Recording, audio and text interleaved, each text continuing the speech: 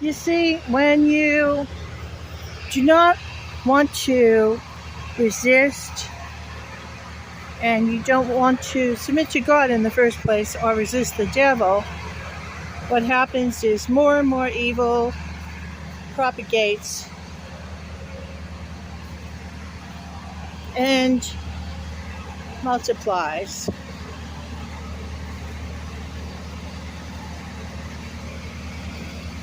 You can grope in the darkness and cower, or you can shine the light and resist. We're told if we resist the devil, he will flee from you. Now, this was my property line when I first moved in on the back side, but the fence on that end further up has been torn down by people. And this is property that got changed up after I bought it. I did not buy property where a water meter was on it, and now the property line goes on this side of this water meter, supposedly. And it slants from up there where the fence was torn down up there, which is on the other side of the fence up there. However, people don't want to fight, they want to flee. But when there's no place left to flee to, you have to fight. You're cornered. There's no place left to flee in the United States where you're not bothered. They want what they want, and they're going to have it by force. They got the heavy equipment, and that's what you call raging against the machine. I've done it before. Now, usually, when there's a big corporation, it's hard to fight legally, but I did find something out from my last experience. Fighting legally doesn't really work necessarily, but blocking may work. Because, see, just like they use their equipment to destroy, you can use yours to protect and to stave off on your property line any further destruction. And that's what I'm trying to do down there. I've got 8 signs up. Now, yesterday when I was out that chicken coop, I always put a...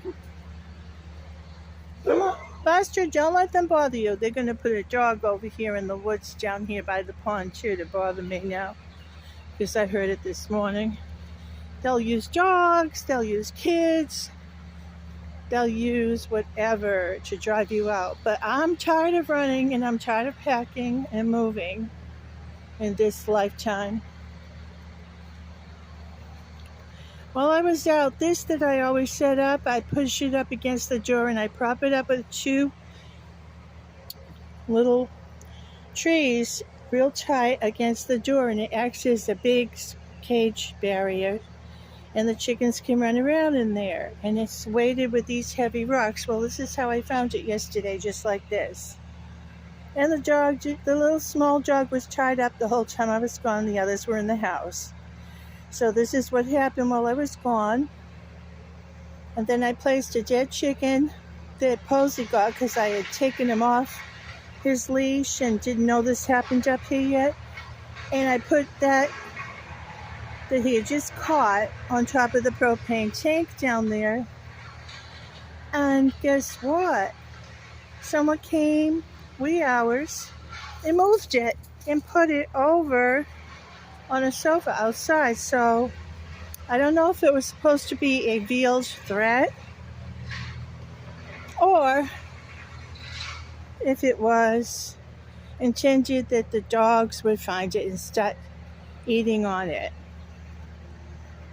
because it would be there.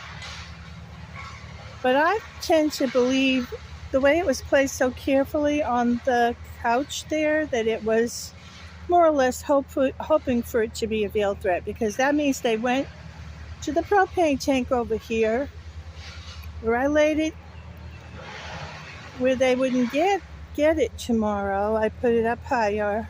Sometimes I put something that got killed in the back of my truck. They put it on top of the sofa out here laying there all intact before they were even out, and I seen it there laying there, which means they were prowling around here outside last night. How about that? So it was laying right on this. Pretty as you please, just laying there all intact. The dogs hadn't been out yet. So they want to come right on my property while I'm sleeping in here and lay that chicken right there. Moved it from the propane tank. That's fine. But I know someone who has all the power. I know someone who knows what to do with people like that. I hope you all have a blessed day wherever you are. Keep praising Him and waiting for His return.